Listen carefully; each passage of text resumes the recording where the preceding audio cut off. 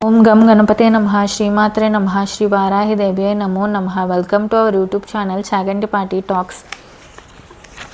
కోరిన కోరికలు తీర్చే సుందరాకాండ 27వ రోజు పారాయణము.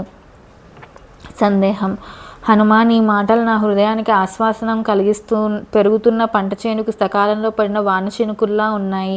సూరశ్రేష్ఠుడైన రామునికి నా స్పర్శ ఎంత చల్లదనం కలిగిస్తుందో అలానే నీ మాటలు అలరించాలి.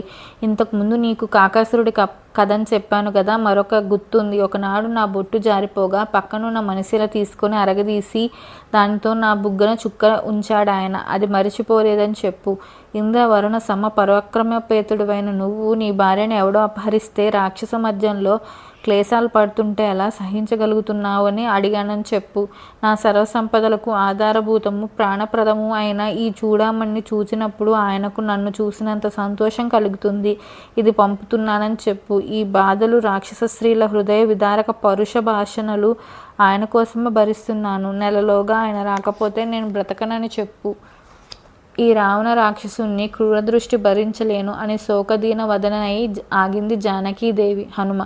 అమ్మా, ఆయన నీకంటే దుఃఖంలో ఉన్నాడు. లక్ష్మణుడు అదే దశలో ఉన్నాడు. నీ వార్త చెప్పగానే వారి ఉభయులో హుటాహుటిన వచ్చి లంకా నగరాన్ని భస్మం చేస్తారు. రావణుణ్ణి సంహరించి నిన్ను తీసుకుని వెడతారు. మరేదైనా ఆయనకు విశ్వాసం కలిగించే ఆనవాలు ఇస్తావా? జానకి. ఈ చూడామని నా శిరోభూషణం. ఇంతకంటే ఉత్తమమైన ఆనవాలు లేదు. హనుమంతుడు ప్రయాణ సంసిద్ధుడై శరీరం పెంచుతున్నాడు. జానకి. హనుమ, రామలక్ష్మణ సుగ్రీవుల క్షేమం అడిగానని చెప్పడం మరువకు. వారందరినీ ఇక్కడికి తీసుకురాగల శక్తి నీకే ఉన్నది. నా స్థితి చూసావు కదా. ఈ విషయాలన్నీ వివరంగా ఆయనకు చెప్పాలి. సుమా, నీకు శుభమొగ్గుగాక. హనుమంతుడు సంతోషంతో వచ్చిన పని అయింది, కానీ మరో కొంత మిగిలినట్లు ఉంది అని ఆలోచిస్తూ ఉత్తర దిశగా సాగాడు.